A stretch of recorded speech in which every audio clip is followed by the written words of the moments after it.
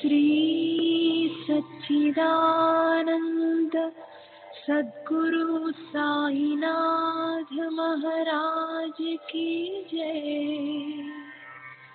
सद्गुरु श्री साईनाथुनि शरद बाबूजी की जय।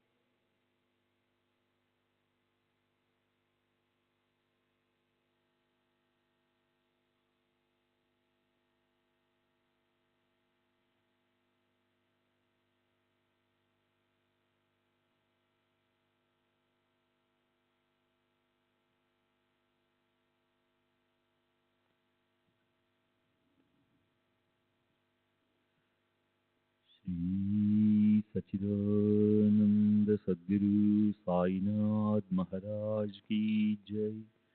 सद्गुरु श्री साईनाथ शरद बाबू जी की जय। శ్రీ సాయినాథాయ నమః. శ్రీ సాయి సచ్చరిత్రము 22వ అధ్యాయం, నిన్నటి తర్వాయి.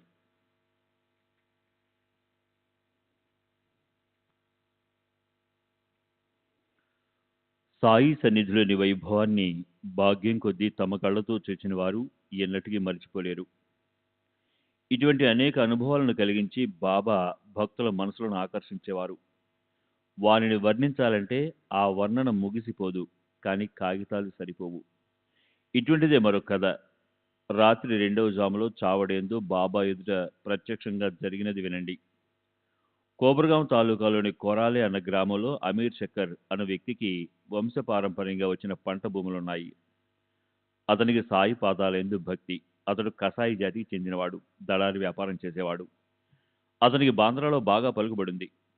కానీ అత్యంత బలమైన కష్టం వచ్చి చాలా బాధపడ్డాడు. కష్టాలు వచ్చి పడ్డప్పుడు దేవుడు గుర్తుకొస్తాడు. అమీరు తన వ్యాపారాన్ని మానివేశాడు. వ్యవహారాలన్నింటినీ ముగించుకుని షిరిడికి పరుగుపెట్టాడు. పంచపాండవుల తల్లి కుంతి వనవాసంలోని అజ్ఞాతవాసంలో అనేక రకాల కష్టాలను అపాయాలను సహించింది. అయినా దేవుణ్ణి కష్టాలనే ప్రసాదించమని ప్రార్థించింది. దేవా, పరమేశ్వర, సుఖాలను కోరుకునే వారికి సుఖాలను ఇవ్వు, కానీ నేను నీ నామస్మరణను ఎన్నడూ మరచిపోకుండా నాకు నిరంతరం దుఃఖ పరంపరలను ఇవ్వు ప్రభు. ఇదే నేను కోరుకునేది. ఇవ్వాలనుంటే ఇదే ఇవ్వు. దీనివలన నీ నామస్మరణ కలుగుతుంది. ఇదే నా కంఠానికి అలంకారం. వక్త మరియు శ్రోతలు ఇలాగే అహర్నిశలు దీనినే సాయి పాదాల వద్ద కోరుకోవాలి. దేవా, మీ నామాన్ని మరచిపోకుండా ఎల్లప్పుడూ మీ పాదాల వద్ద ఆశ్రయాన్ని ఇవ్వండి అని. అమీరు బాబాకు నమస్కరించి భక్తిగా బాబా హస్తాన్ని చుమ్మించాడు.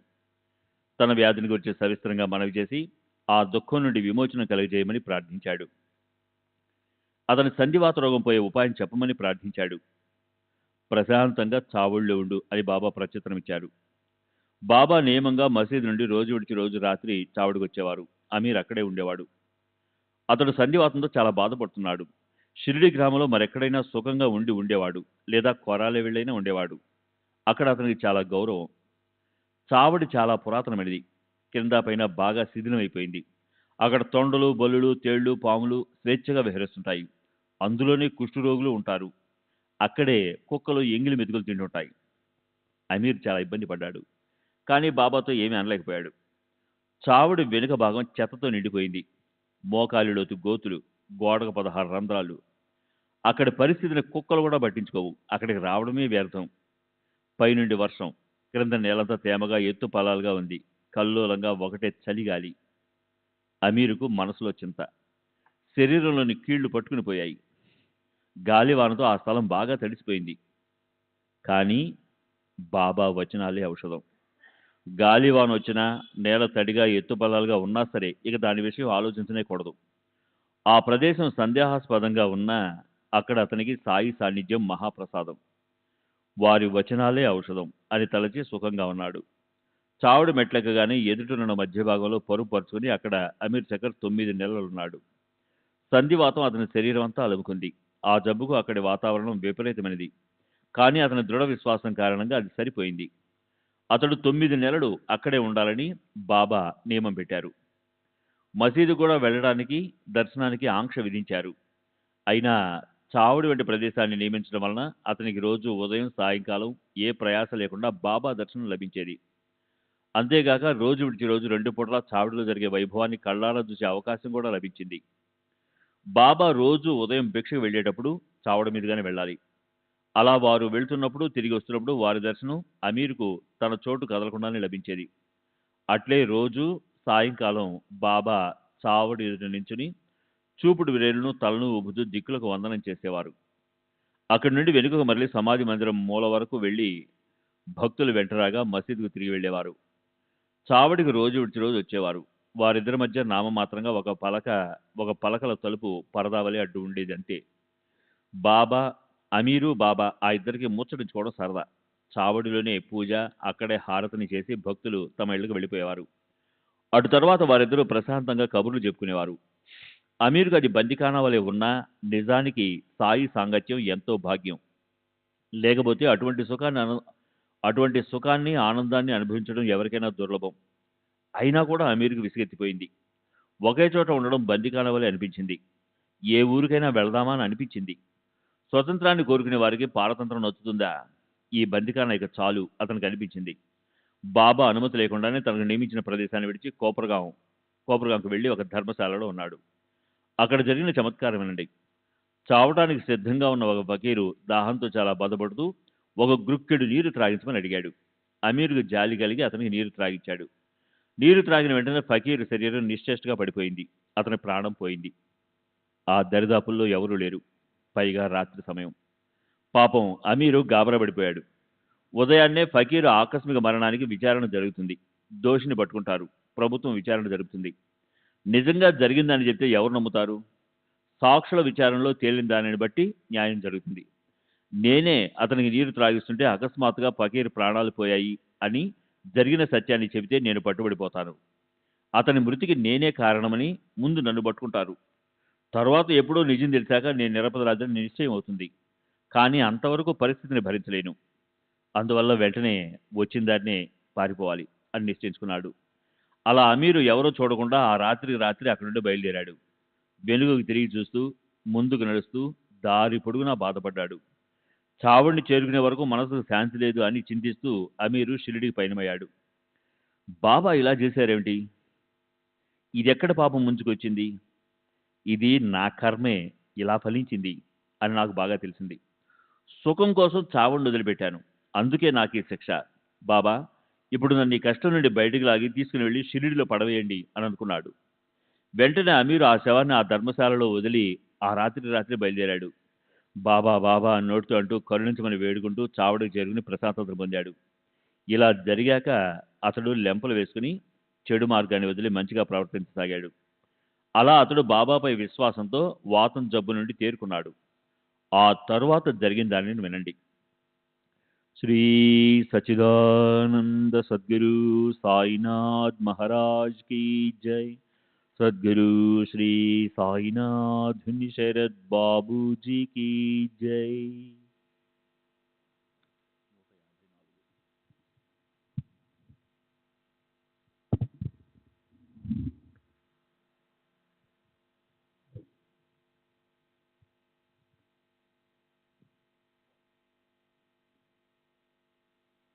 చావిడి మొత్తం 3 భాగాలు. ఆగ్నేయ మూల బాబా ఉంటారు. 4 ప్రక్కల చెక్క పలకలు ముడిపడి ఉండేవి. బాబా అందులో శయనించేవారు. రాత్రంతా దీపాలు వెలిగించి ఉంచేవారు. ఎల్లప్పుడూ బాబా వెలుగులో పడుకునేవారు. ఫకీర్లు, బైరాగులు బయట ప్రదేశంలో చీకట్లో ఉండేవారు. బహుశా అమీర్ కూడా వారిలో ఒకడు కావచ్చు. ఇటు అటు ఇతరులు కూడా ఎంతో మంది అక్కడే అడ్డంగా చేరబడో లేక నిద్రపోతూనో ఉండేవారు. బాబాకు వెనుక వైపు సామాను ఉండే గదిలో పరమ విరాగి సేవాతత్పరుడైన అబ్దుల్లా అనే భక్తుడు ఉండేవాడు. ఒకరోజు అర్ధరాత్రి బాబా గట్టిగా కేకలు వేస్తూ అబ్దుల్లాను పిలిచి, నా ప్రక్కలోకి దెయ్యం వచ్చి చేరింది, చూడరా అని అన్నారు. బాబా బిగ్గరగా మరలా పిలవగా అబ్దుల్ దీపాన్ని చేతపుచ్చుకొని వచ్చాడు. బాబా గట్టిగా కేకలు వేస్తూ, ఇప్పుడు అది ఇక్కడే ఉండింది కదా అని అన్నారు. అంతా బాగా చూచాం.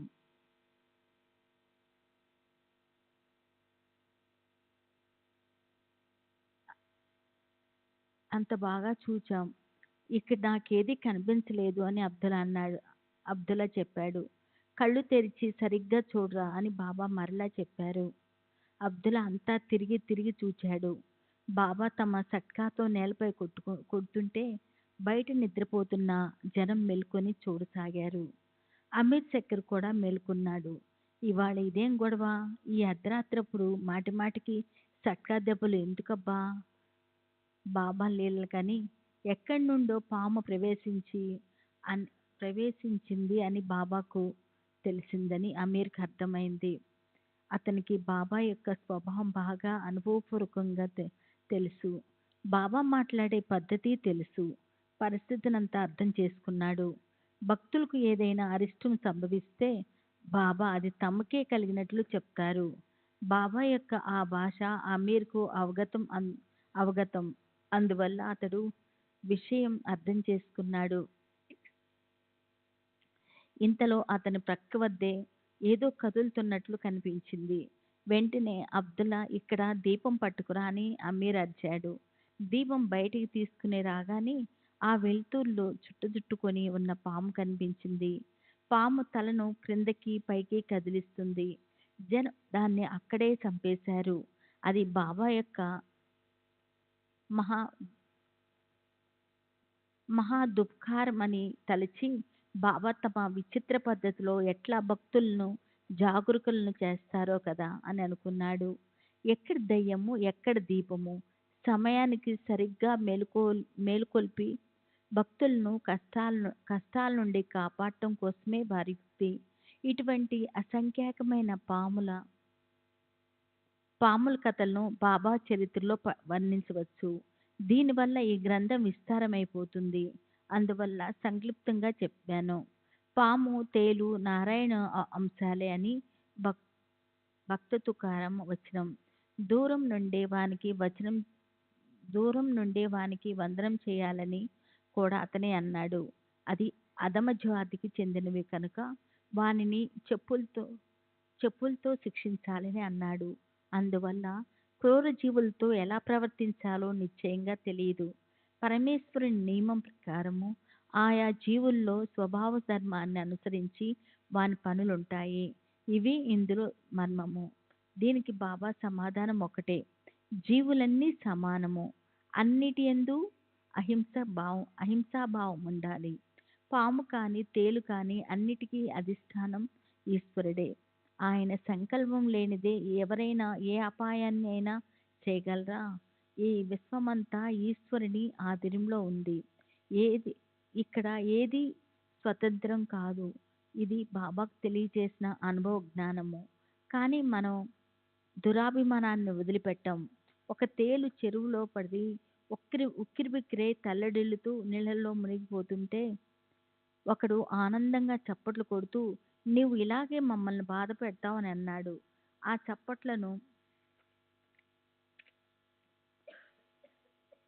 చప్పట్లు విని మరొకరు పరిగెత్తుకుని వచ్చి తేలు నీటిలో మునగలు వేస్తుంటే కరుణతో కరిగిపోయాడు. తేలు దగ్గరికి వెళ్ళి పట్టకారుతో అన్ని బయటికి తీశాడు. తేలు తన జాతి స్వభావంతో అతని బొటన వ్రేలిని కుట్టింది. మన జ్ఞానం ఇక్కడ ఏం పనికి వస్తుంది? మనం అన్ని విధాలా పరాధీనులం. మన బుద్ధిదాత నారాయణుడు. అతడు ఎలా జరిపిస్తే అలా జరుగుతుంది. అనేక మందికి అనేక అనుభవాలు ఉన్నాయి. నేను నా అనుభవాన్ని కూడా చెప్తాను. సాయిబాబా యొక్క వచనాల యందు విశ్వాసముంచి వానిని గౌరవించాలి. ప్రబలమైన నిష్ఠ ఉంటేనే వారి వైభవాన్ని తెలుసుకోగలం. కాకాసాబ్ దీక్షిత్ రోజు ఏకనాథ్ భాగవతాన్ని చదివేవాడు. అలాగే ప్రతినిత్యము రాత్రి భావార్ధరామాయణాన్ని పఠించేవాడు. ఒక పూట స్నానం, దేవుని పూజ చేయటం మానినా, ఇతర నియమాలన్నీ మానినా అతడు పఠించే సమయము మాత్రం తప్పేది కాదు. ఏకనాథుని ఈ 2 గ్రంథాలు పరమార్థానికి సారాలు. సాయి సముద్దని అనుగ్రహం వల్ల దీక్షిత్కు అవి బాగా అర్థమయ్యేవి. అద్వితీయ మధురమైన ఈ గ్రంథంలోని ఆత్మజ్ఞానము, వైరాగ్యము, నీతి ఈ మూడింటి జ్యోతి దిగ్దేవంగా మానంగా ప్రకాశిస్తుంది. ఆ బోధామృత పాత్రను భాగ్యం కొద్దీ నోటికి అందుకున్న వారికి త్రితాపాలు ఉపశమించి మోక్షము ప్రాప్తిస్తుంది. సాయిబాబా కృప వల్ల దీక్షిత్కు శ్రవణం చేయడానికి శ్రోతలు లభించే యోగము నాకు కూడా ప్రాప్తిస్తుంది. సాయిబాబా కృప వల్ల దీక్షిత్కు శ్రవణం చేయటానికి శ్రోతలు లభించే యోగము నాకు కూడా ప్రాప్తిస్తుంది. సాయి కృప వల్ల దీక్షిత్కు శ్రవణం చేయటానికి శ్రోతలు లభించే యోగము నాకు కూడా భాగవత శ్రవణం చేస్తే అవకాశం లభించింది. దానివల్ల నాకు ఉపకారం జరిగింది. ఆ పవిత్ర కథను వినటానికి పగలు రాత్రి వెళ్ళసాగాను. దానివల్ల భాగ్యం కొద్దీ చెవులను పవిత్రం చేసే ఈ కథాశ్రవణము లభించింది. ఒక రాత్రి పరమ పవిత్రమైన కథాశ్రవణం జరుగుతుండగా విచిత్రమైన కథ జరిగింది. శ్రోతలు ఆ కథను వినండి. ఒక దానిని వర్ణిస్తుంటే మధ్యలో మరొకటి స్మరిస్తుంది. నేనేం చేయను? శ్రవణం చేయదగిన దానిని నేనెందుకు ఉపేక్షించాలి? రామాయణంలోని కథ రసవత్తరంగా సాగుతుంది. హనుమంతునికి సీతామాత జాడ తెలిసింది. అయినా స్వామి యొక్క సమర్థతను పరీక్షించాలని వెళ్ళి చివరకు అధిష్టానాన్ని అనుభవించాడు. రాముని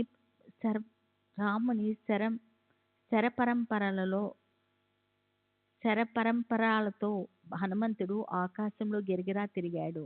అతని ప్రాణం తల్లడిల్లిపోయింది. అప్పుడు అతని తండ్రి అక్కడికి వచ్చాడు. అతని హితవచనాలను విని హనుమంతుడు రాముణ్ణి శరణుజొచ్చాడు. ఈ కథాభాగాన్ని శ్రవణం చేస్తుండగా జరిగిన విచిత్రాన్ని వినండి. అందరి మనసులో కథా శ్రవణానందంలో నిమగ్నమై ఉన్నాయి. ఇప్పుడు మూర్తీభవించిన విఘ్నంలాగా ఒక తేలు ఎలా ఉత్తన్నమైందో, దానికి శ్రవణం మందు ఎందుకు ప్రీతి కలిగిందో అర్థం కాలేదు. నాకు తెలియకుండానే నా భుజాలపైకి ప్రాకి ముడుచుకొని కూర్చొని కథారసంలోని మాధుర్యాన్ని ఆస్వాదిస్తూ ఉంది. ఇక్కడ కూడా బాబా ఇచ్చిన అనుభవాన్ని చూడండి. నా దృష్టి అక్కడ లేదు. హరికథా శ్రవణంలో తత్పరులైన వారిని హరి స్వయం రక్షిస్తాడు. సహజంగా నా దృష్టి మరలి చూద్దును కదా. భయంకరమైన తేలు నా కుడి భుజం మీద కండువాపై కదలకుండా సుస్థిరంగా కూర్చుని ఉంది. ఏ కదలిక లేక శ్రవణపరాయణుడైన శ్రోత తన ఆసనంలో స్థిరంగా ప్రశాంతంగా కూర్చొని ఉంది. ఏ కదలిక లేక శ్రద్ధగా ప్రశాంతంగా కూర్చొని శ్రద్ధగా ఆలకిస్తున్నట్లుగా అన్నట్లుంది. వాని శరీర స్వభావానుసారము ఊరికే కొండిని ఏ కాస్త కదిలిచ్చినా భరించలేనంత బాధతో నేను ప్రశాంతంగా కూర్చోలేకపోయేవాణ్ణి. రామకథ మంచి రసవత్తరంగా ఉంది. ఈ వక్త శ్రోత ఉభయులు గ్రంథంలో మునిగిపోయారు. రామకథ శ్రవణంలో రసభంగం వాటిల్లింది. దుర్భరమైన ఆ దుష్ట సాంగత్యము అటువంటిది. అదే మరి రామకథ మహిమ. అక్కడ విఘ్నాల ప్రభావం సాగదు. విఘ్నాలు తమ ధర్మాన్ని మర్చి అక్కడ విశ్రాంతిని పొందుతాయి. రాముని దయ వల్ల నా కండువాను మెల్లగా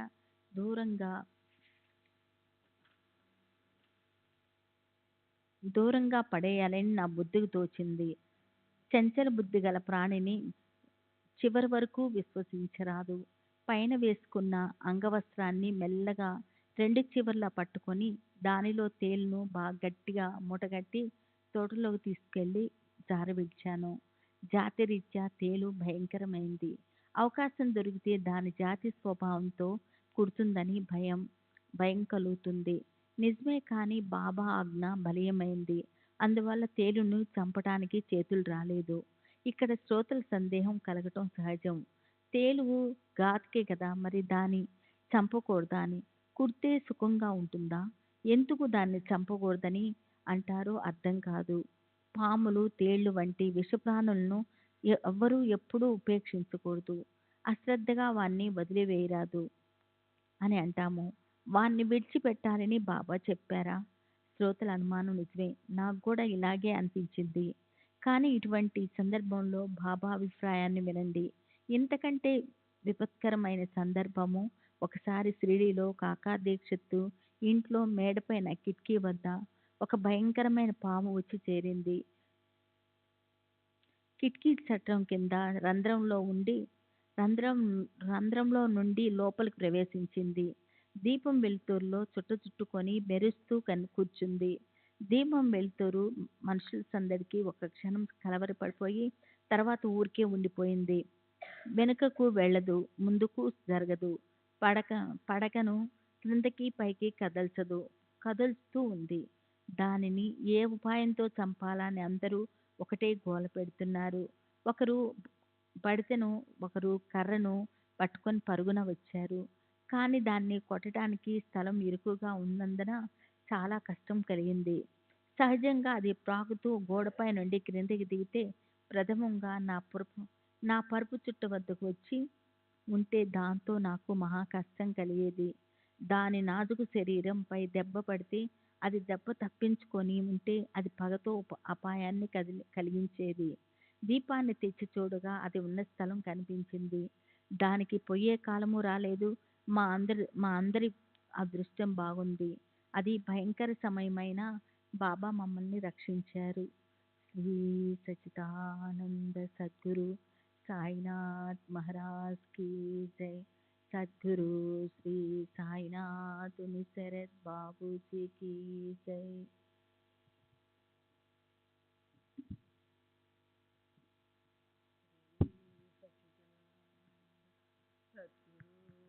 साईनाथ महाराज की जय. सद्गुरु श्री साईनाथ शरद बाबूजी की जय. ఆ పాము చరాచరా తాను వచ్చిన దారినే వెళ్ళిపోయింది. దానికి భయం తప్పి తప్పింది. ఇతరులకు కూడా నిర్భయం కలిగింది. దానితో అందరికీ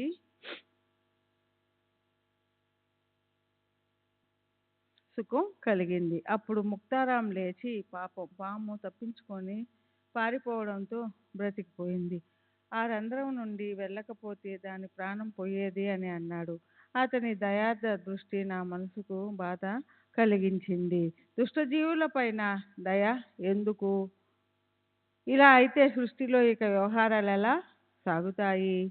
అక్కడికి ముక్తారాం అప్పుడప్పుడు వస్తాడు. కానీ మేము రోజు ఉదయం సాయంకాలం కూర్చుంటాం. నా పరుపు చుట్టూ మరీ కిటికీకి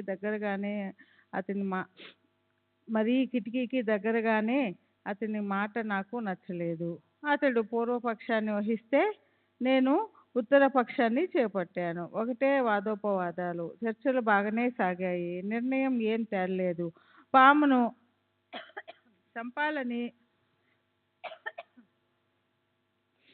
చంపాలని క్షణం కూడా వదిలిపెట్టరాదని ఒకరు అంటారు. నిరపరాధ జీవిని ఎందుకు హింసించాలని మరొకరు అంటారు. ఒకరు ముక్తారాం మాటను వ్యతిరేకించి నా మాటను ఒప్పుకున్నారు. అలా పరస్పర వాదన బాగా పెరిగింది. చివరకు ఏం తేలలేదు. ముక్తారాం కిందికి వెళ్ళిపోయాడు. నేను నా స్థలాన్ని మార్చాను. కిటికీ రంధ్రానికి ఒక చెక్క ముక్కను కొట్టి పడుకోవడానికి పక్క బట్టలు పరుచుకున్నాను. నిద్రతో కళ్ళు మూతలు పడుతున్నాయి. భక్తులు నిద్రపోవడానికి వెళ్ళిపోయారు. నేను ఆవులించసాగాను. వాదం దానంతట అదే ఆగిపోయింది. అలా ఆ రాత్రి గడిచి తెల్లవారింది. కాలకృత్యాలు తీర్చుకొని ముఖం కడుక్కున్నాను. బాబా లెండి నుండి తిరిగి వచ్చారు. మసీదులో జనం గుమికూడారు. రోజులాగే నేను ప్రాతకాలం మసీదుకు వెళ్ళాను. ముక్తారం మొదలైన భక్తులు వచ్చి వారి వారి స్థానాలలో కూర్చున్నారు. ఒకరు చేతిలో పొగాకును నలుపుతూ ఉంటే మరొకరు బాబా యొక్క చిలుంగొట్టాన్ని నింపుతున్నారు. ఒకరు బాబా పాదాలను చేతులను పట్టుతున్నారు. అలా వారి సేవ జరుగుతూ ఉంది. బాబాకు అందరి మనోవృత్తులు తెలుసు. గత రాత్రి వాడాలో దేని గురించి వాదోపవాదాలు జరిగాయి అని మెల్లగా అడిగారు. నేను బాబాతో జరిగిందంతా చెప్పాను. ఇటువంటి పరిస్థితులలో పాములను చంపాలా చంపకూడదా అని అడిగాను. బాబా ఒకటే విషయాన్ని చెప్పారు. పామైనా తేలైనా అన్నిటిలోనూ ఈశ్వరుడు విరాజమానుడై ఉంటాడు. అందువలన అన్నిటినీ ప్రేమించాలి. ఈశ్వరుడు ఈ జగత్తుకు సూత్రధారి. అన్ని జీవులు ఆయన ఆజ్ఞానుసారం ప్రవర్తిస్తాయి. పాము గాని తేలు గాని ఈశ్వరుని ఆజ్ఞకు వ్యతిరేకంగా ప్రవర్తించవు. అందువలన ప్రాణులన్నిటినీ ప్రేమతో దయతో చూడండి. సాహసాన్ని వదిలి సహనాన్ని వహించండి. శ్రీహరి అందరినీ రక్షిస్తాడు అని చెప్పారు. ఈ విధంగా బాబా యొక్క కథలు అనేకం చెప్పవచ్చు. శ్రోతలు వీనిలోని సారాంశాన్ని గ్రహించాలి. తరువాతి అధ్యాయం ఎందుకంటే మధురమైనది, భక్తి శ్రద్ధలతో కూడుకున్నది. భక్త దీక్షత్తు విపరీతమైన కఠిన పరిస్థితిలో మేకను చంపడానికి సిద్ధపడతాడు. స్వస్తి శ్రీ సంత సజ్జన ప్రేరితము భక్త హేమాడు పంతు విరచితమైన శ్రీ సాయి సమర్థ సచ్చరిత్రలో మృత్యు నివారణమను 22వ అధ్యాయం సంపూర్ణం. శ్రీ సద్గురు సాయినాథార్పమస్తు. శుభం భవతు. శ్రీ సాయి సచ్చరిత 23వ అధ్యాయం. శ్రీ గణేశాయ నమః. శ్రీ సరస్వతే నమః. శ్రీ గురుభ్యో నమః. శ్రీ కులదేవతాయ నమః. శ్రీ సీతారామచంద్రాభ్యో నమః. శ్రీ సద్గురు సాయినాథాయ నమః. జీవుడు వాస్తవానికి త్రిగుణాతీతుడు, కానీ మాయామోహితుడై తన సచ్చిదానంద స్వరూపాన్ని మరచిపోయి శరీరమే తాను అని అనుకుంటాడు. ఆ శరీర అభిమానంతో నేను కర్తను, నేను భోక్తను అని తలచి అనర్థమైన జనన మరణ పరంపరంలో పడి బాధపడతాడు. వాని నుండి బయటపడే మార్గాన్ని ఎరుగడు. గురువు పాదాల యందు ప్రేమపూర్వకమైన భక్తి యోగమే అనర్థాలను ఉపశమింపజేసే మార్గం. మహానటులైన శ్రీ సాయి రంగనాథులు భక్తులను ఆనందంలో రంజింపజేస్తారు. వారు అవతార పురుషులని మేము విశ్వసిస్తాము. కారణం వారి లక్షణాలన్నీ అవే. అయినా వారు నేను అల్లా యొక్క పాదదాసుణ్ణి వారు స్వయంగా చెప్పేవారు. సాక్షాత్ అవతార పురుషులే అయినా లౌకిక వ్యవహారాలను, శుద్ధమైన వర్ణాశ్రమ ధర్మాలను చక్కగా ఆచరించి ప్రజలకు తెలియజేసేవారు. వారు ఎవరితోనూ ఎప్పుడూ పోల్చుకునేవారు కాదు, ఇతరులను కూడా పోల్చుకొనిచ్చేవారు కాదు. చరాచర అన్నిటిలో విశ్వంభరుణ్ణి చూచేవారికి అనుకువే ఆభరణము. వారు ఎవరిని తిరస్కరించేవారు కాదు, ఎవరిని తుచ్చంగా చూచేవారు కాదు. అన్ని జీవుల యందు చైతన్య గనుడైన నారాయణ్ణి చూచేవారు.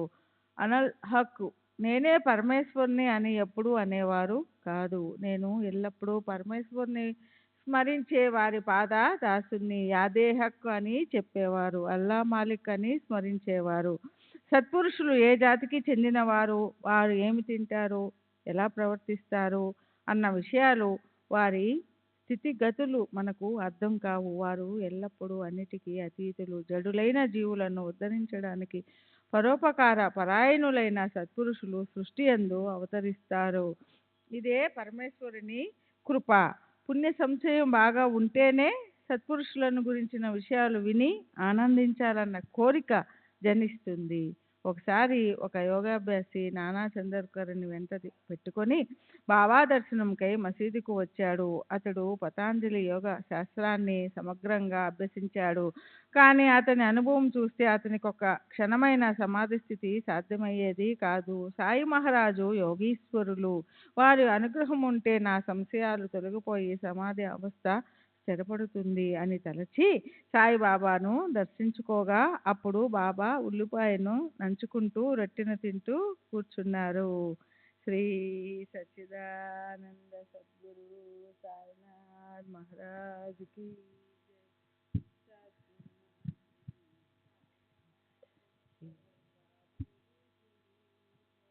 శ్రీ సచ్చిదానంద సద్గురు సాయినాథ్ మహారాజ్ की जय। सद्गुरु श्री సాయినాథ్ నిసరత్ బాబూజీకి జై। ఎండు చద్ది రొట్టెను ఉల్లిపాయను బాబా నోటి వద్ద చూచి నా సందేహాలను ఇతడేం నివారించగలడు అని అతనికి అనుమానం కలిగింది. అతని మనసులో వికల్పం కలిగింది. అంతర్జ్ఞాని అయిన సాయి మహారాజు, నానా, ఉల్లిపాయను జీర్ణించుకొనగలిగిన వారే దాన్ని తినాలి, జీర్ణించుకునే శక్తి ఉన్నవారు దానిని నిర్భయంగా తినవచ్చు అని అన్నారు. ఆ మాటలు వినిన యోగాభ్యాసి చకితుడయ్యాడు. విశ్వాసంతో సాయిని శరణుజొచ్చాడు. తరువాత బాబా వచ్చి తమ ఆసనంపై కూర్చున్నారు.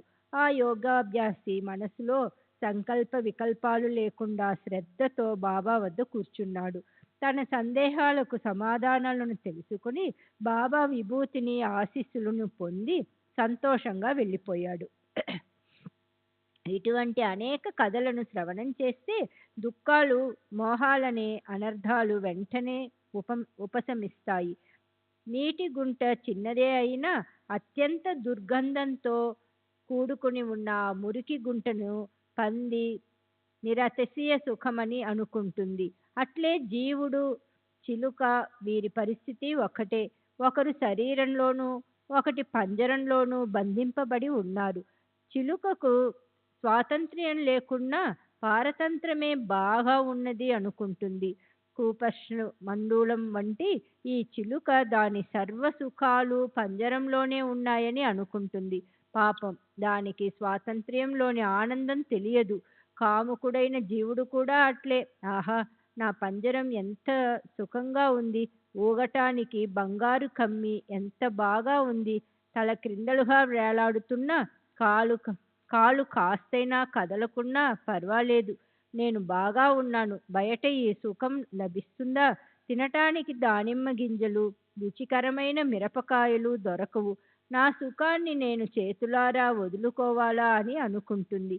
కానీ ఆ చిలుకకు తగిన సమయం వచ్చిందా, అకస్మాత్తుగా ఎవరో కలిసి ప్రేమగా దాని వెన్ను తట్టి కళ్ళకు అంజనం వేస్తారు.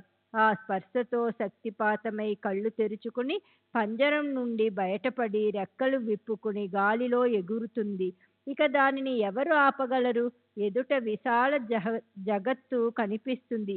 యథేచ్ఛగా తినటానికి దానిమ్మ గింజలు, జామ పళ్ళు, స్వేచ్ఛగా విహారించటానికి విశాల ఆకాశం, అప్పుడు స్వాతంత్ర్య సుఖాన్ని అనుభవిస్తుంది. అట్లే ఈ జీవుని పరిస్థితి.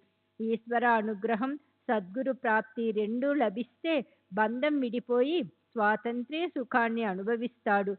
భావికులైన శ్రోతలారా, ఇప్పుడు కాసేపు ప్రేమరసభరితమైన కథను వింటారా? గత అధ్యాయంలోని చమత్కారం, బాబా మిరీకరుకు శ్యామను తోడుగా ఇచ్చి చితలి పర్యటనకు పంపారు. బాబా భవిష్య జ్ఞానంతో పాము ద్వారా కలిగే విఘ్నాన్ని తెలుసుకుని మిరీకరుకు ఆ సమయానికి జరగబోయే ఆపదను చక్కగా సూచించారు. సూచన మాత్రమే కాదు, మిరీకరు వద్దన్న అతని వెంట నివారణోపాయంగా శ్యామను బలవంతంగా పంపి అతనిని ఆ కష్టం నుండి కాపాడారు. భక్త కళ్యాణ తత్పరులైన బాబా అలా బాలాసాహెబ్ మిరీకరు గండాన్ని తప్పించి విచిత్రమైన అనుభవాన్ని కలుగజేశారు. అంతకంటే ఘోరంగా శ్యామకు అకస్మాత్తుగా పాము కరిచిన పరిస్థితిలో బ్రతుకుతాడు అన్న ఆశ కూడా లేనప్పుడు బాబా అతనిని మృత్యువు నుండి విముక్తుణ్ణి చేశారు. ముందుగా ఈ కథ శ్రోతలకు చెబుతాను. ఇది కూడా ఒక బాబా లీల. పాము కాటు వేసినప్పుడు బాబా ఏం ఉపాయం చేశారో చూడండి. సుమారు 7 గంటలప్పుడు శ్యామ చిటికెన వ్రేలిని పాము కాటేయగా అక్కడ విషం వలన మంట, భరించలేనంత అత్యంత వేదన, ప్రాణాంతకం వంటి ఆ బాధకు మాధవరావు భయభీతుడై తనలో చింతింపసాగాడు. అతని శరీరం ఎర్రబారింది. ఆప్తులు, స్నేహితులు అందరూ కలిసి విరోబా వద్దకు పద అని అన్నారు. అతని ప్రాణం అపాయంలో పడింది. నిమోన్కర్ వచ్చి విభూతిని తీసుకుని వెళ్ళు అని చెప్పాడు. మాధవరావు మసీదుకి పరుగు తీశాడు. బాబా ఏం చేశారు? బాబా చూపు శ్యామ చూపులో కలవగా, బాబా చేసిన చమత్కారం చూడండి. అతడిని పైకి రానివ్వకుండా బాగా తిట్టసాగారు. బట్టు, పైకి ఎక్కవద్దు, ఎక్కావంటే ఖబర్దార్, పో, క్రిందికి దిగిపో అంటూ గట్టిగా గద్దించారు. నిప్పులు చెరుగుతున్నట్లు బాగా కోపడ్డారు. బాబా ఎందుకు ఇంత కఠిన వచనాలను విసిరారు అని మాధవరావు చకితుడయ్యాడు. వారి క్రోధాన్ని చూచి మాధవరావు చాలా గాబరా పడ్డాడు. అతనికి ఏమీ తోచలేదు. ధైర్యం సడలిపోయి క్రిందనే కూర్చున్నాడు. తన దేవునికే కోపం వస్తే, బాబాయే తనను తిరస్కరిస్తే ఇక బ్రతికే ఉపాయం లేదని మాధవరావు భయపడ్డాడు. ఘోరంగా మండిపోతున్న బాబా యొక్క క్రోధాన్ని చూచి, వారి తిట్లను, శాపాలను విని ఎవరు మాత్రం గాబరా పడరు? అది అటువంటి భయంకర పరిస్థితి. మసీది నా పుట్టినిల్లు. నేను సాయికి కన్న కొడుకును. మరి కన్న తల్లే బిడ్డను ఇవాళ ఇంతగా కోప్పడుతుంది ఎందుకు? సాయి పాము కాటేసింది అన్న వేదనను తల్లి దగ్గర కాక మరెక్కడ చెప్పుకుంటాం? కానీ ఆ తల్లే తన్ని తరిమేస్తే ఇక తన గతి ఏమిటి అని దీనంగా మొహం పెట్టాడు. బిడ్డకు కన్న తల్లి ఎట్లాహో మాధవరావుకు బాబా కన్న తల్లి. ఇటువంటి అనుబంధం అహర్నిశలు ఉండగా మరి ఈరోజు ఇదేం పరిస్థితి? తల్లే తను తరిమేస్తే ఇక బిడ్డను ఎవరు రక్షిస్తారు? అప్పుడు మాధవరావు ప్రాణాల మీద ఆశకు నీళ్లు వదులుకున్నాడు. కొంతసేపు గడిచాక బాబా శాంతించారు. మాధవరావు ధైర్యం తెచ్చుకుని పైకి వెళ్ళి కూర్చున్నాడు. అప్పుడు బాబా, నీవు ధైర్యం వదలకు, ఏం చింతపడకు, నీవు బాగవుతావు. దయాళువైన ఫకీరు నిన్ను సంరక్షిస్తాడు. ఇంటికి వెళ్ళి సుస్థిరంగా కూర్చో. ఇంటి నుండి బయటికి ఎక్కడికి వెళ్ళవద్దు. నిర్భయంగా నిశ్చింతగా ఉండు. నా మీద విశ్వాసం ఉంచు అని చెప్పారు. శ్యామ ఇంటికి చేరుకునేసరికి బాబా తాత్యాతో కబురు పంపారు. అతనిని నిద్రపోవద్దు అని చెప్పు. ఇంటిలోనే తిరుగుతూ ఉండాలి. నచ్చిన దానిని సుఖంగా తిని జాగ్రత్తగా ఉండమని చెప్పు. కాకాసాహెబ్ దీక్షితుతో బాబా, రాత్రి కునుకు పడుతుంటుంది, అతనిని నిద్రపోనివ్వకండి అని చెప్పారు. అలా జాగ్రత్త పడగా ఆ బాధ సడలిపోయింది. వ్రేలి మీద బిషపు మంట కొద్దిగా ఉంది. తరువాత అది కూడా పోయింది. ఎటువంటి భయంకరమైన గండం గడిచింది! ఇటువంటి ప్రేమమయి సాయిమాత భక్తుల కోసం కరుణతో కరిగిపోతారు. శ్రీ సచిదానంద సద్గురు సాయినాథ్ మహారాజ్ కీ జై. సత్ శ్రీ సాయినాథుని శరత్ బాబూజీకి జై.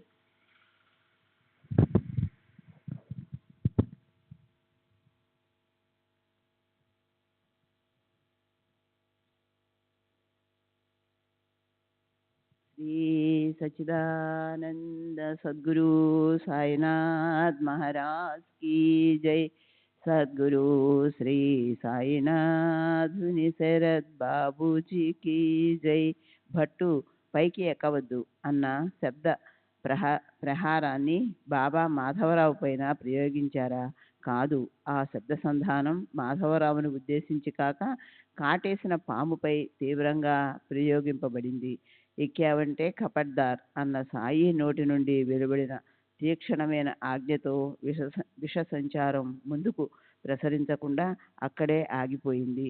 అంత మాత్రమే కాదు, పో, కిందకి దిగిపో అన్న సాయి యొక్క మాటే పంచాక్షరీ మంత్రం. దానితో తక్షణం విషం దిగిపోయింది. అంతే. లౌకికమైన పంచాక్షరీ మంత్రాలు, ఇతర ఉపాయాలు అవసరం లేదు. ఈ విధంగా భక్తులకు ఆశ్రయమైన సాయి భక్తుల కష్టాలను తొలగిస్తారు. బాబా ఏ మంత్రావర్తన చేయలేదు, నీటిని బియ్యాన్ని మంత్రించి చల్లలేదు. మరి విషం ఎలా దిగిపోయింది? ఇది చమత్కారం కాదు.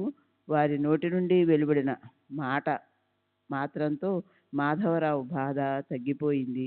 వారి కరుణకు అంతమంటూ లేదు. గత అధ్యాయంలో సూచించిన అద్భుతము, రసభరితము అయిన మొత్తం కథనంతా శ్రోతలు శ్రద్ధగా వినండి. మునుపటి అధ్యాయంలో వర్ణించిన దానికంటే ఇది విశేషమైనది. సాయిబాబా ఎలా లీలలను చేస్తారో శ్రోతలు వింటారు. రసపూరితమైన ఈ కథలను వింటే గురు వచనాలయందు దృఢ విశ్వాసం కలిగి కర్మ అకర్మ వికర్మలు తొలగిపోయి గురు చరణాలయందు నిష్ఠ ఏర్పడుతుంది. సులభమైన ఉపాయం. సాయి పాదాలను హృదయంలో స్మరించండి. మాయా నిరసనానికి ఇదొక్కటే తరుణోపాయం. ప్రపంచంలోని భయం బహు బాధాకరమైనది. మాయా సముద్భూతమైన ఈ దుఃఖం కథాశ్రవణంతో విచ్ఛిన్నమై అఖండ ఆనందం కలుగుతుంది. ఒకసారి షిరిడీలో మహామారి కలరా వ్యాధి వ్యాపించగా గ్రామస్తులు భయభీతులై గ్రామంలో దండోరా వేశారు. రహదారులన్నీ మూసివేశారు. కలరా వ్యాధి అధికమయ్యేసరికి గ్రామస్తులు చాలా కలవరపడ్డారు. ఇతర గ్రామాల వారు రాకూడదని ఆంక్షను విధించారు.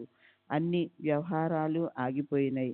ఊరిలో కలరా ఉన్నంత వరకు మేకను చంపరాదు, గ్రామ సరిహద్దులు దాటి ఏ బండి రాకూడదు అన్న నియమాలను పాటించసాగారు.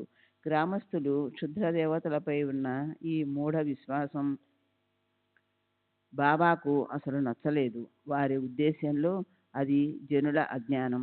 అక్కడ ఊరివారు నియమాలను విధించటం, వారిని బాబా అతిక్రమించటం ఎలా జరిగిందో శ్రద్ధగా వినండి.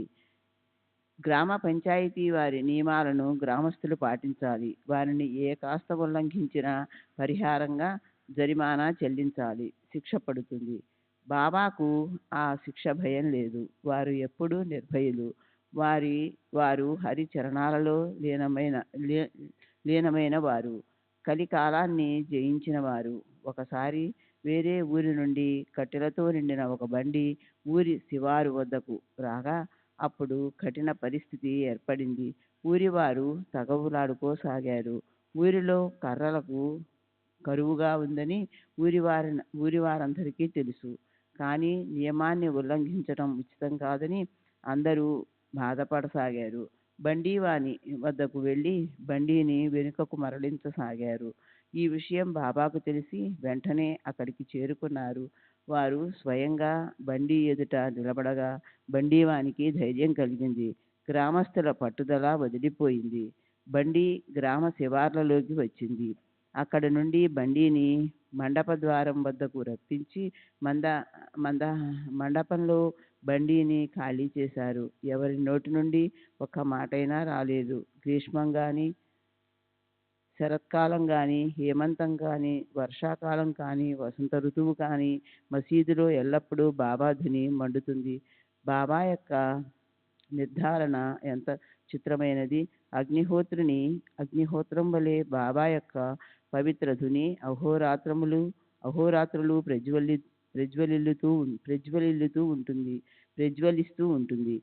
కేవలం ఈ ధుని కోసమే బాబా కర్రలనుకొని మండపం ఎదుట గోడకు రాసిపోసి ఉంచేవారు. సంత రోజున కర్రలు తెప్పించి పోగు చేసి ఉంచేవారు. వానిపైన పొరుగువారి కళ్ళు తమకు లాభం కలిగే చోట నిర్లక్ష్యంగా ఉండేవారు అరుదు. బాబా ఆ పొయ్యలోకి కట్టెలు లేవు, కర్రపుల్లలు లేనిదే పొయ్య రాజుకోదు అని ఏవేవో కళ్ళబొల్లి మాటలు చెప్పేవారు. వారు కూడా తమ వాటాను తీసుకొని పోయేవారు.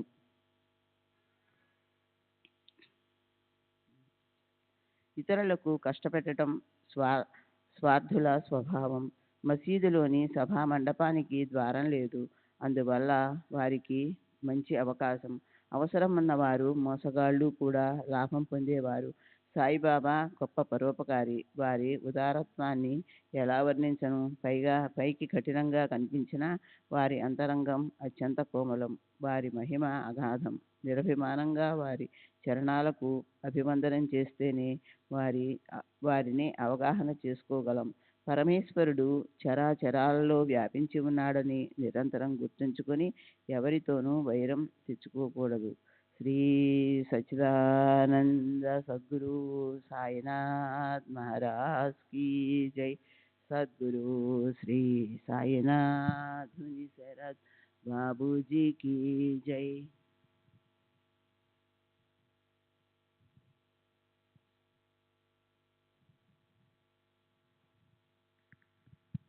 శ్రీ సచ్చిదానంద సద్గురు సాయినాథ్ మహారాజ్ కీ జై.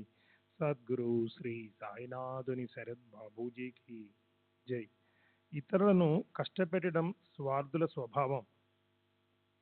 మసీదులోని సభా మండపానికి ద్వారం లేదు. అందువల్ల వారికి మంచి అవకాశం. అవసరం ఉన్నట్లు వారు మోసగాళ్ళు కూడా లాభం పొందేవారు. సాయిబాబా గొప్ప పరోపకారి. వారి ఉదారత్వాన్ని ఎలా వర్ణించను? పైకి కఠినంగా కనిపించిన వారి అంతరంగం అత్యంత కోమలం. వారి మహిమ అగాధం. నిరాభిమానంగా వారి చరణాలకు అభినందనం చేస్తేనే వారిని అవగాహన చేసుకోగలం. పరమేశ్వరుడు చరాచరాలలో వ్యాపించి ఉన్నాడని నిరంతరం గుర్తుంచుకొని ఎవరితోనూ వైరం తెచ్చుకోకూడదు. సృష్టి అంతటా దశ దిశలు ముందు వెనుక లోపల ఇంట పరమేశ్వరుడు నిండి ఉన్నాడని తెలుసుకున్నవారు ఎవరైనా చెడు బుద్ధితో చూస్తే బాబా బాధపడేవారు. సాయిబాబాకు సంపూర్ణ వైరాగ్యం ఉన్న సమాజ వ్యవస్థను రక్షించడానికి, తమను ఆశ్రయించిన వారికి మార్గదర్శకంగా ఉండటానికి ప్రాపంచికుని వలె ఆచరించేవారు. ఈ మహాత్ముని నమ్రతను వింటే ఆశ్చర్యం కలుగుతుంది. భక్తుల ఎడ వారి ప్రేమ కనిపిస్తుంది. వారి అవతారం సార్థకం. వారి హృదయంలో దీనుల ఎడల అమితమైన వాత్సల్యం. వారికి వినమ్రత చాలా ఇష్టమని కోటానుకోటి అనుభవాలు చెప్పవచ్చు. వారు ఉపవాస తపవాసాలు ఎన్నడూ చేసి ఎరుగరు. హఠయోగాది సాధనతో శ్రమించేవారు కాదు. రుచిగా కమ్మగా కావాలని ఎప్పుడు కోరుకునేవారు కాదు. ఆహారాన్ని కొంచెంగానే సేవించేవారు. కొన్ని ఇళ్లకు నియమంగా వెళ్ళి సద్దివో ఎండువో రొట్టెలను అడుక్కునేవారు. ఇది వారి నిత్యభిక్ష. వారు జిహ్వను అదుపులో ఉంచేవారు. వారు జిహ్వ యొక్క కోరికలను తీర్చేవారు కాదు. ముష్టాన్నాలను ఆశించేవారు కాదు. ఏది లభించినా లభించకపోయినా సంతృష్టి పడేవారు. అలా ప్రాణాధారణ చేసుకుంటూ నిరాభిమానంగా ఉంటూ జ్ఞానానికి మోక్షానికి సాధనమైన శరీరాన్ని రక్షించుకునేవారు. వారి శాంతియే వారి భూషణం. వారికి మూలాలు, అలంకరణలు, విభూది మరియు చందన చర్చనలు అవసరం లేదు. శ్రీ సాయి పూర్ణ పరబ్రహ్మ. అతి పావనము, బోధదాయకము, భక్తి ప్రధానము అయిన ఈ ఆఖ్యానాలను శ్రద్ధగా శ్రవణం చేసిన వారి మాయాభ్రమ తొలగిపోతుంది. భావార్థులైన శ్రోతలు జతగూడినప్పుడు సాయి యొక్క నిధి తెరుచుకుంటుంది. వ్యర్థంగా కుతర్కం చేసే వారికి ఇది అర్థం కాదు. అమాయక భక్తులు ఆ ప్రేమను అనుభవించగలరు. ఇక తరువాతి కథా సంధానం. శ్రోతలు ఏకాగ్ర మనసుతో వింటే ప్రేమ పొంగి కళ్ళతో ఆనందాసులు నిండుతాయి. బాబా చాతుర్యం ఎంతటిది! వారి యుక్తి ప్రయుక్తలోని మర్మాన్ని సద్భక్తితో తెలుసుకున్నవారు తరచూ అనుభవాలను పొందుతారు. శ్రీ సాయి చరిత్ర షియాష పాపం. దాన్ని శ్రద్ధగా ఆదరించి గురుచరణాలలో మనసు నుంచి కథానుసంధానాన్ని వినండి. ఈ కథ అపూర్వమైన ఆనందరస భోజనం. దీన్ని సేవించేటప్పుడు శ్రోతలు త్వరపడకూడదు. రకరకాల పదార్థాల్లోని విశిష్టతను యథేచ్ఛగా చవిచూడాలి. కట్టెల బండి కథ చాలు. అంతకంటే విలువైన మేక కథ వృత్తాంతాన్ని వింటే శ్రోతలకు ఆశ్చర్యం, గురుభక్తులకు ఆనందం కలుగుతుంది. ఒకసారి ఒక తమాషా జరిగింది. ఎవరో మరణానికి సిద్ధంగా బక్కచిక్కి ఉన్న ఒక మేకను తెచ్చారు. దాన్ని చూడడానికి జనం వచ్చారు. యజమాని గాని ఏ దిక్కు మొక్కు లేని వారిని రక్షించేవారు సాయిమాత. బలహీనులు, రోగస్తులు, దుఃఖితులు మసీదులో సేద తీర్చుకుంటారు. మేకను తెచ్చినప్పుడు బడే బాబా దగ్గరే ఉన్నాడు. ఒక్క దెబ్బతో దీన్ని చంపి బలి ఇవ్వు అని బాబా అతనితో చెప్పారు.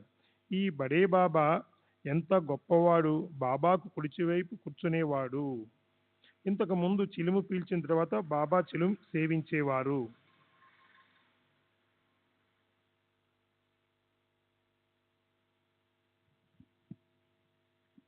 శ్రీ సచితానంద సద్గురు సాయినాథ్ మహారాజ్ కి జై. సద్గురు శ్రీ సాయినాథ్ శరత్ బాబూజీకి జై. బడే బాబా లేకుండా బాబా ఏ పని చేసేవారు కాదు. అతడు భోజనం చేయకుండా బాబా భోజనం చేసేవారు కాదు. ఒకసారి దీపావళి వంటి పండుగ రోజున పళ్ళాల నిండా పక్వన్నాలను వడ్డించారు. పంక్తిలో అంతా తమ తమ స్థానాలలో కూర్చున్నారు. బడే బాబా అలిగి వెళ్ళిపోయాడు. బడే బాబా పంక్తిలో లేకుండా సాయిబాబా అన్నం తినరు. సాయిబాబా ఆహారం తీసుకోకపోతే ఇతరులు ఎలా తింటారు? అందువలన అందరూ వేచి ఉండి చివరకు బడే బాబాను వెదికి పట్టుకుని వచ్చారు. అతడు పంక్తిలో కూర్చున్నాక బాబా ఆహారాన్ని సేవించారు. జరుగుతున్న కథను వదిలి బడే బాబా గురించి తెలియజేయాలనిపించింది. దీనిని అడ్డుకథ అని తలవకండి. బడే బాబా బాబా యొక్క అతిథి. భోజన సమయానికి సభామండపంలో బాబా పిలుపు కోసం చెవులు అట్టే ఉంచి కింద కూర్చునేవాడు. రెండు వైపులా 2 పంక్తులుంటే మధ్య భాగంలో బాబా విరాజమానులయ్యేవారు. బాబాకు ఎడమవైపున బడే బాబా స్థలం ఖాళీగా ఉండేది. నైవేద్యాలని పళ్ళాలలో వడ్డించాక ఆ పళ్ళాలను పంక్తిలో పెట్టాక భోజన సమయం రాగా భోజనం చేసేవారు. తమ తమ స్థానాలలో కూర్చునేవారు. అప్పుడు బాబా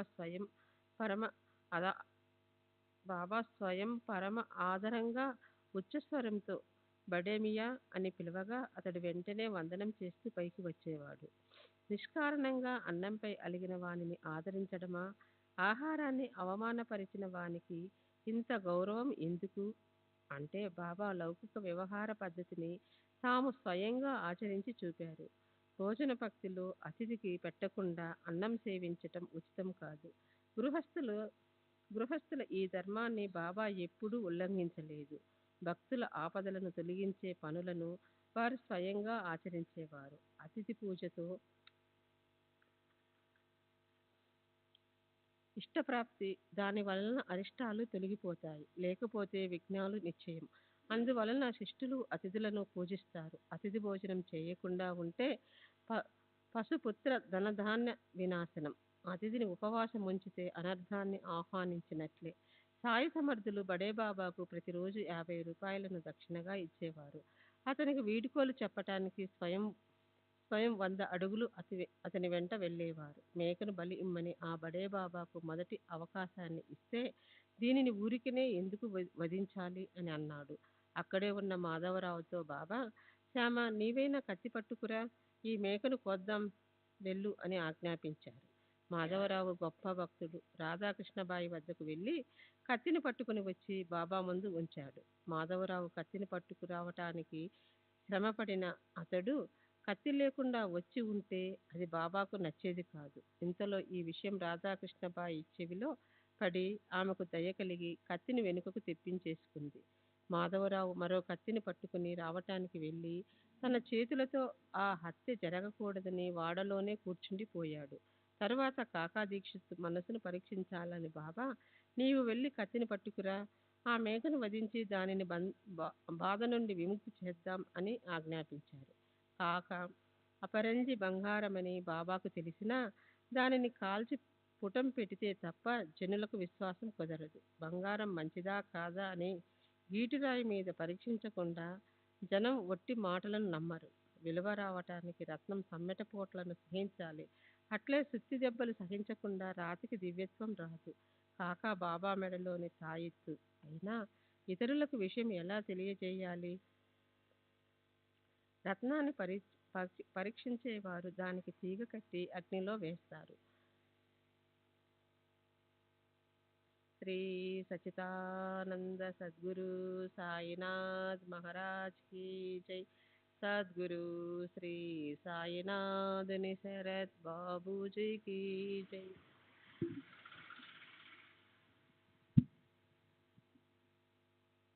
श्री सच्चिदानंद सद्गुरु साईनाथ महाराज की जय। सद्गुरु श्री साईनाथ निशरत बाबूजी की जय। సత్పురుషుల వచనాలను సందేహించే వారి సంకల్పం వ్యర్థం, వారి మాటలు సారాహీనం. వారు పరమార్థాన్ని కించింతైనా సాధించలేరు. గురువచనాలు వందనీయమని తలిచేవారి స్వార్థం పరమార్థం సఫలీకృతమవుతాయి. కానీ వాని యందు దోషాన్ని కుటిలత్వాన్ని చూచేవారు పతనాన్ని పొందుతారు. గురు సేవా తత్పరులు గురువు ఆజ్ఞయందు గౌరవమున్నవారు తమ ఇష్టాలను ఆలోచనలను గురువు శిరస్సుపై ఉంచుతారు. గురువు ఆజ్ఞను పాలించే సేవకులు స్వతంత్రంగా ఆలోచించరు. గురువు ఆజ్ఞను ఎప్పుడూ పాటించేవారు మంచి చెడులను సారాలను చూడరు. వారి చిత్తం సాయి నామస్మరణలో, దృష్టి సాయి సమర్థుని చరణాలలో ఉంటుంది. మనోవృత్తి సాయి ధ్యానం ధారణల యందు ఉంటుంది. వారి శరీరం సాయి కొరకే. గురువు ఆజ్ఞా పాలనను రెండిటిలో ఒక్క క్షణమైన ఆలస్యం సహింపరానిది. ఇది విలక్షణమైన విధానం. దీక్షితు శుద్ధ సత్వగుణం కల ధీరుడు.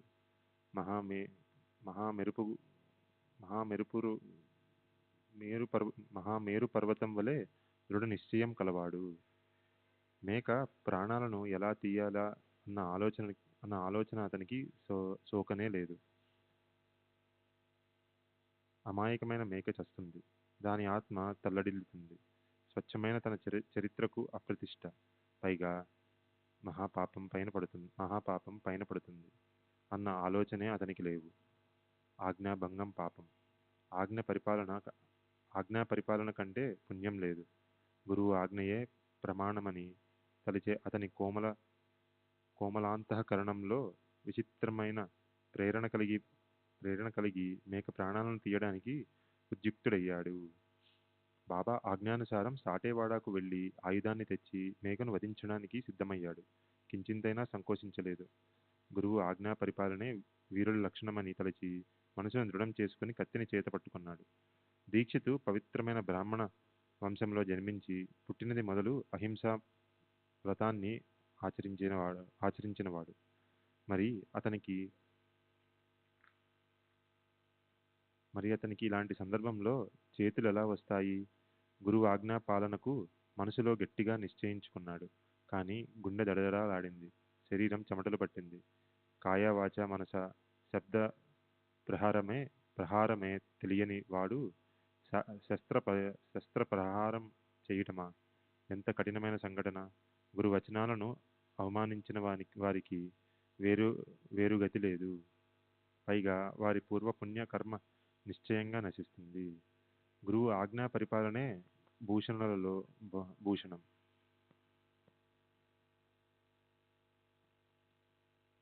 శిష్యుని అర్హతకు ఇదే గుర్తు. గురువు ఆజ్ఞ ఉల్లంఘనం మహాపాపం. శ్రీ సచ్చిదానంద సద్గురు సాయినాథ్ మహారాజ్ కీ జై. సద్గురు శ్రీ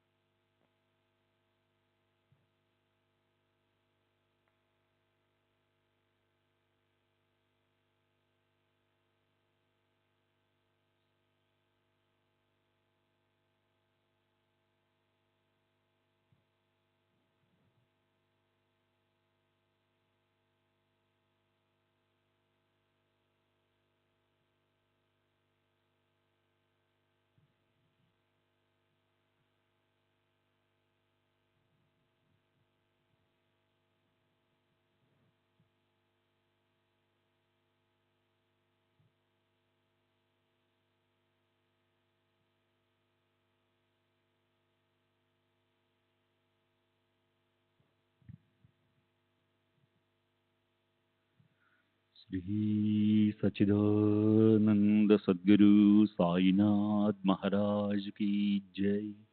सद्गुरु श्री साईनाथ शरद बाबू जी की जय।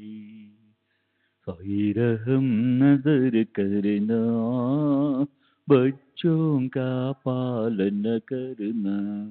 साई रहम नजर करना, बच्चों का पालन करना।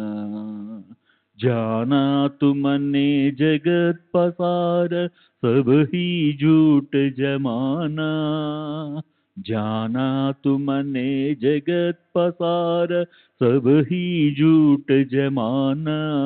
साई रहम नजर करना, बच्चों का पालन करना।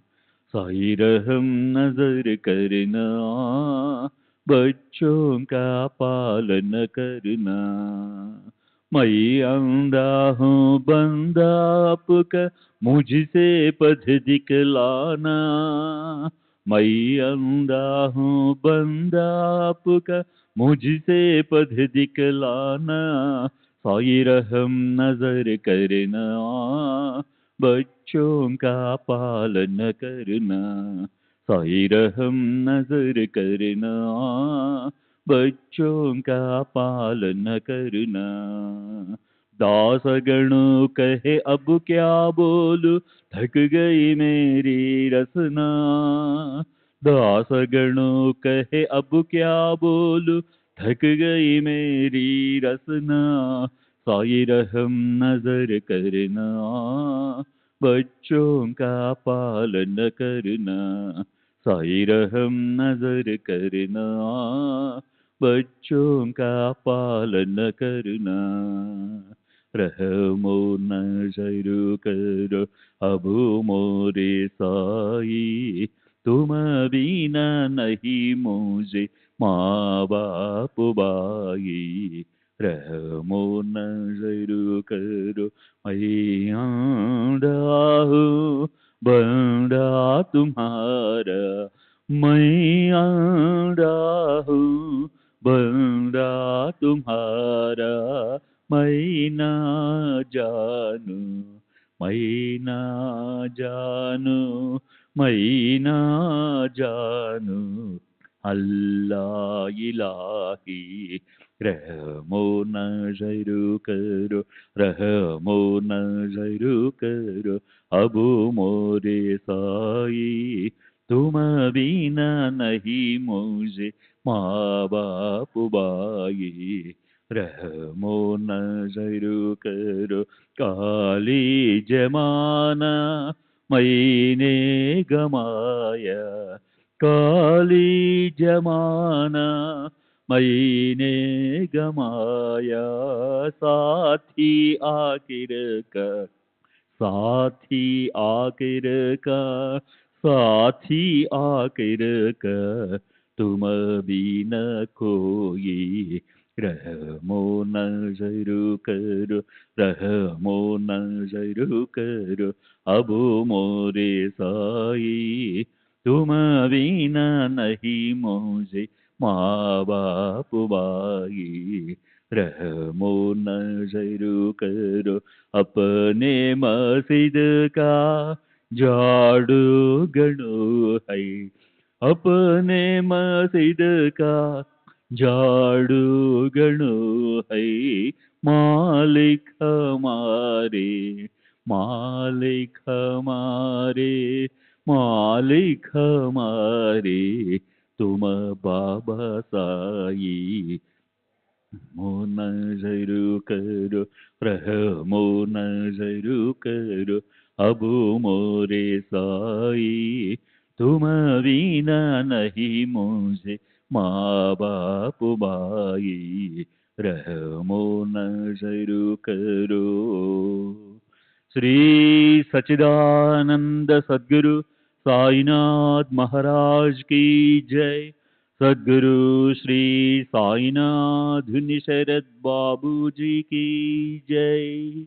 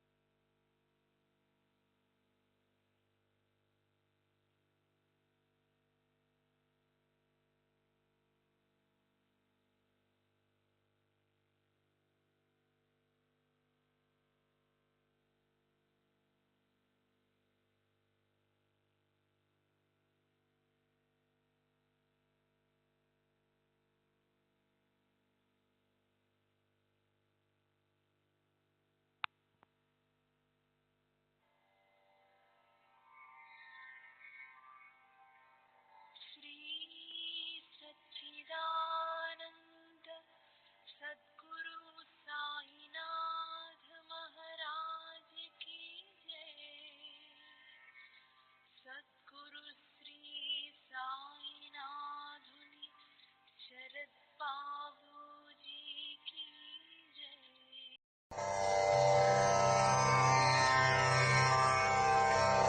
श्री सच्चिदानंद सद्गुरु साईनाथ महाराज की जय। सद्गुरु श्री साईनाथुनि शरद बाबू जी की जय।